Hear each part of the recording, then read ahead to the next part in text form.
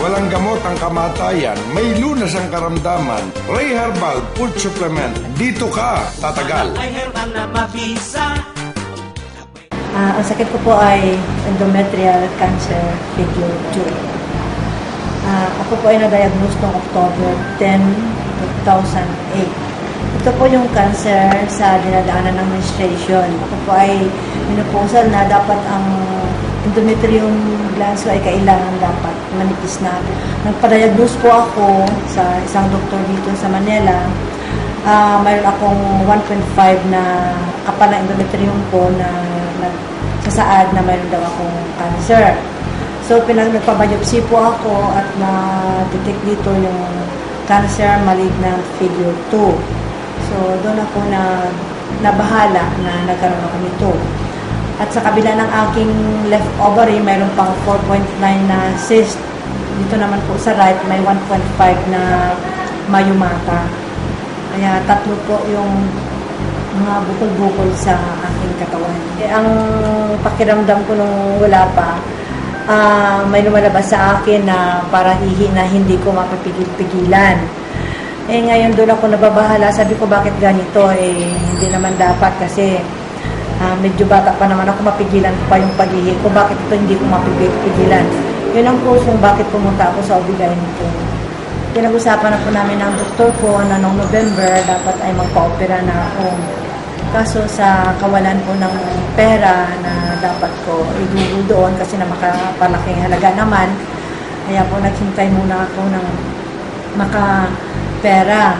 Ngayon, pinuntahan ako ni Dr. Bustos at yung kanyang kapatid at pinipilit ako pumunta dito kina Ray na sabi niya, subukan muna natin mamang yung gamot ni Ray na kung sakaling dito ka gagaling para hindi ka na maoperahan.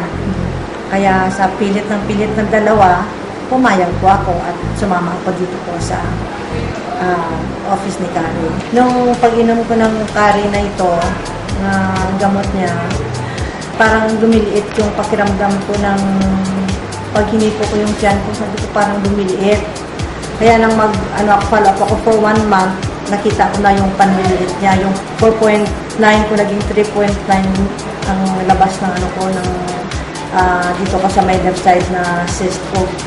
Kasi ang una kong ito yung October 4 ko, ang ultrasound ko dito, sa left side ko na ovary is 4.9 by 3.7.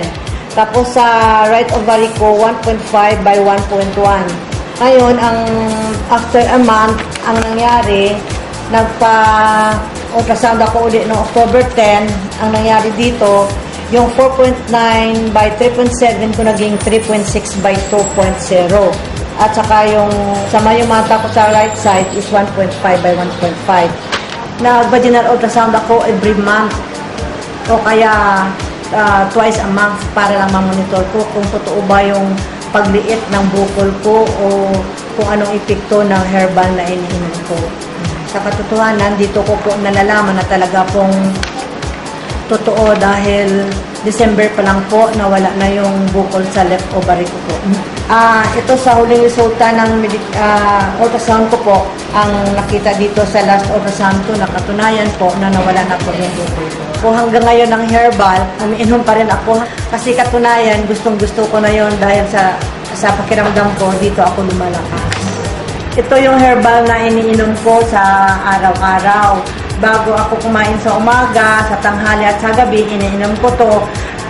Dahil ito po ay nagpapalakas sa akin at dito napapatunayan ko na talagang gumaling ako at itutuloy ko na to hanggang sa kayang-kaya kong bilhin, iinom ako dahil ito ang aking food supplement para bigay ng lakas.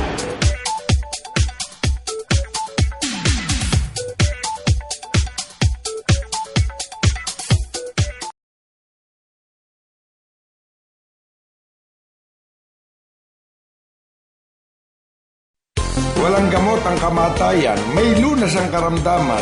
Ray Herbal Food Supplement, dito ka tatagal. Ay herbal na mabisa.